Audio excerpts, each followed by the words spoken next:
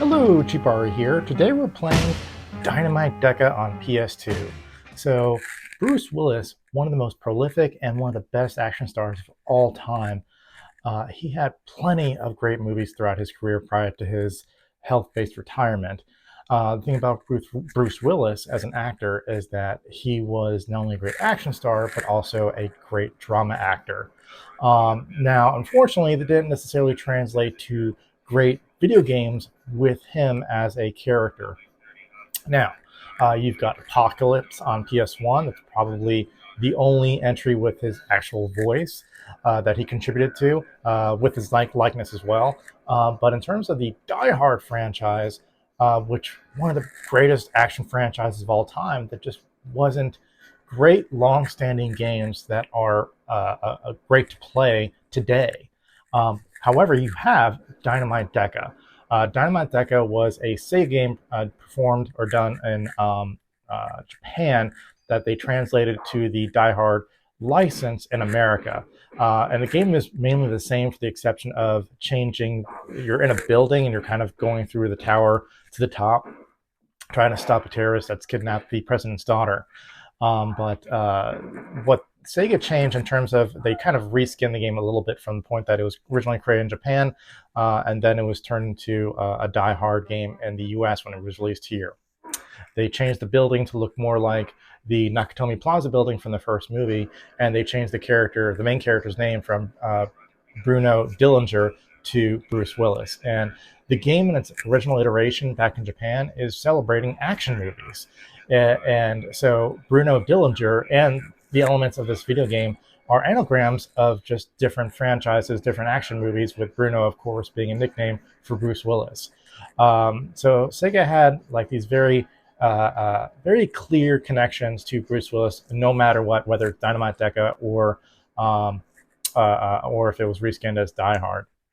Now, a couple of things to note about Dynamite Deka is that the character of Bruno Dillinger appeared again in Dynamite Deka 2, which was taking elements more from Under Siege, taking place on a ship. And then there's also his appearance in Project X Zone, which was a crossover amongst a bunch of different franchises that came out on 3DS. And to kind of enhance that connection between the character of Bruno Dillinger with Bruce Willis is that they used the same voice actor that is used for the Japan releases of Bruce Willis's movies. They use the same Japanese voice actor to do the voice of the character of Bruno Dillinger in the Project X Zone, that he was a character, an assist character in that video game. So all that history aside, this game came out in the arcades back in the 90s. Dynamite Deka came out on the Sega Saturn, and they did a bunch of remasters and remakes for the PS2, compiled as Sega Ages in the USA. However, Dynamite Deka came out only in Japan. And of course, one of the main reasons is probably they didn't want to pay for the Die Hard license, but they also used Bruce Willis's likeness, probably illegally, very much throughout the game. So I really call this like the best Die Hard game that never came out in the US. It's just a great beat 'em up. It clearly has plenty of connections to Die Hard, using Bruce Willis's likeness, and of course, originally being a Die Hard game at one point during its lifetime. There are plenty of cool modes in this game, some of which you have to unlock, but they have Dynamite Deka mode, they've got the Sega Saturn mode, easy mode, one-shot kill mode, and arrest mode, and deadline mode. These are all different options that are available once you beat the game. With Altered Beast mode providing you some additional costumes for the characters that are not available in the base game.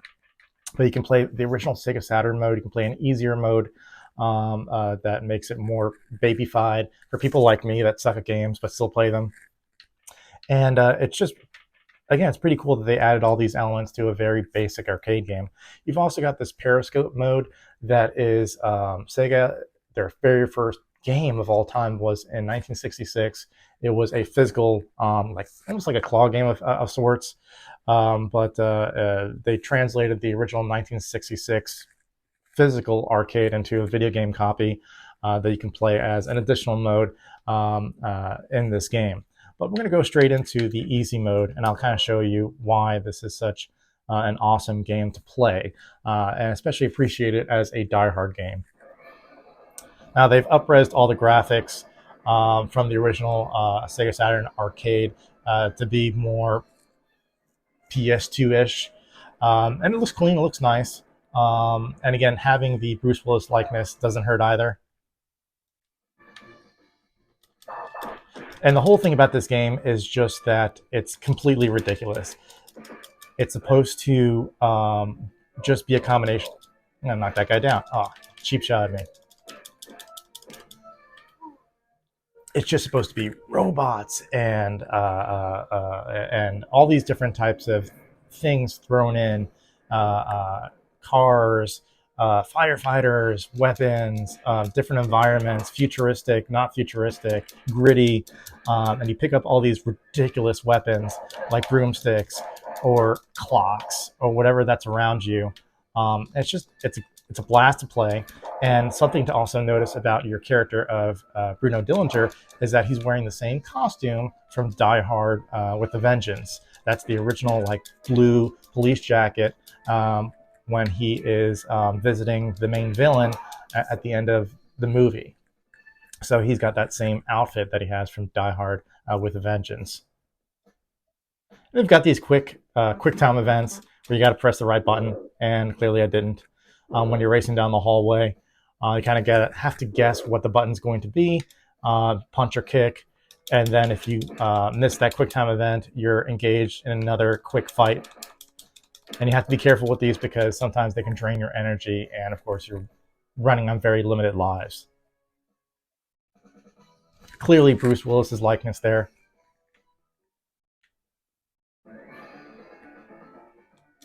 And in this game, I think it's a totem that you're throwing here, but in the original game, I believe it was a clock. And there you got bazookas. And I shot it too close to me, so it knocked me down.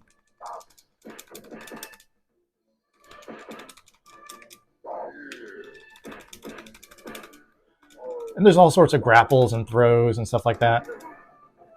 It's a blast to play.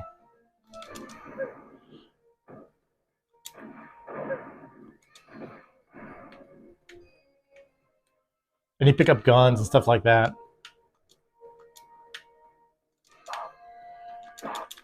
An axe.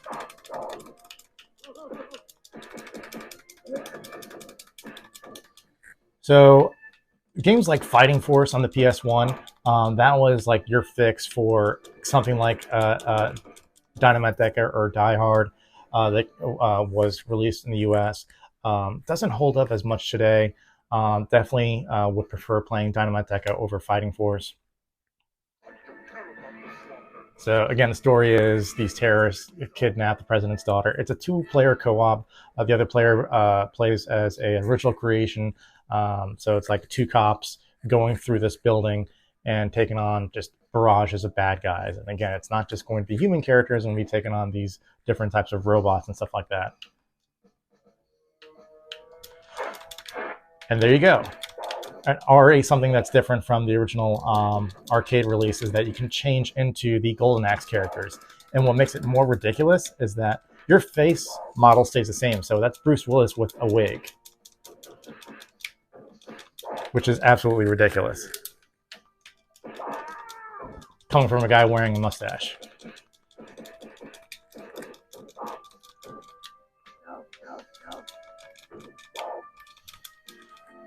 So the thing about Sega, which they don't seem to really learn their lesson, or maybe hopefully they will learn their lesson, is that back in the PS2 days, they decided to re-release all their classics in 3D reimagined, remastered versions of all their classics.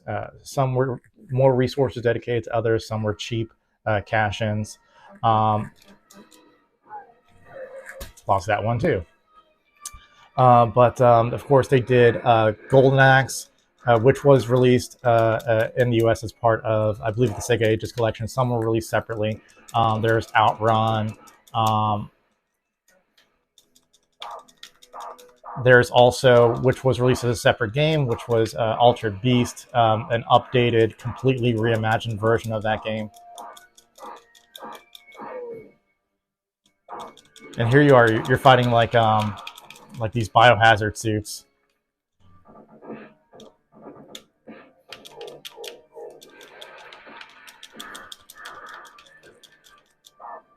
But again, in that case, in that situation, he killed me. In that situation, Sega didn't do a good job. Those entries are not looked on fondly. Golden Axe, which was again released as a 3D remake, was completely just decimated in terms of reviews as being worse and making a mockery of the original arcade and the game that we loved on the Sega Genesis.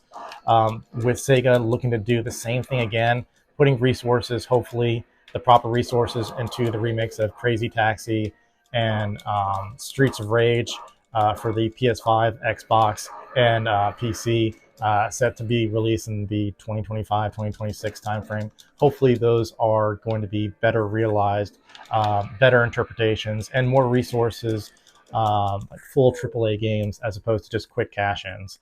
In my personal opinion, this is probably the best offering for Dynamite Deka.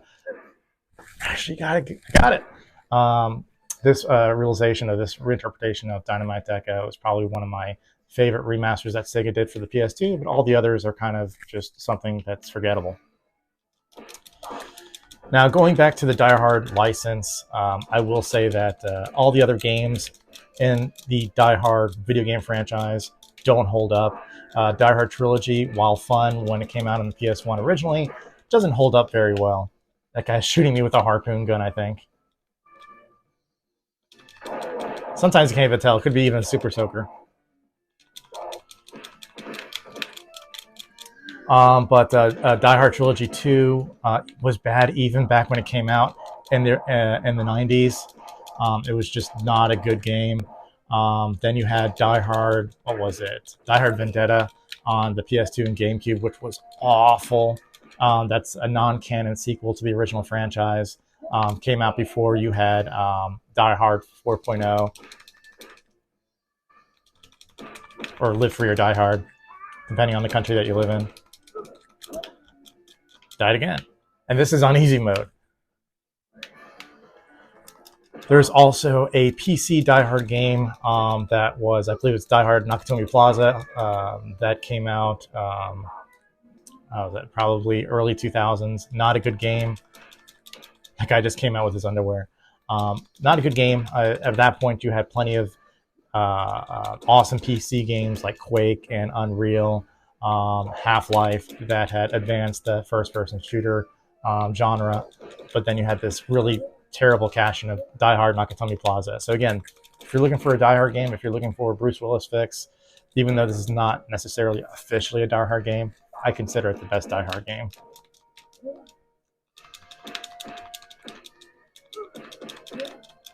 Okay, guys, so I'm going to call it quits for now, but it's a great game for the 45, 50-minute runtime that it has, and there's plenty of different elements that are added in after you beat the game. And to just keep on going back, and it's just one of those arcade games, not as great as like Ninja Turtles or the X-Men arcade games, but still has a place in terms of being better, one of the better beat 'em ups in the arcades, and it clearly translated well to the PS2, at least for me. So please like, comment, and subscribe, and I'll see you guys next time. Bye. You're laughing at me.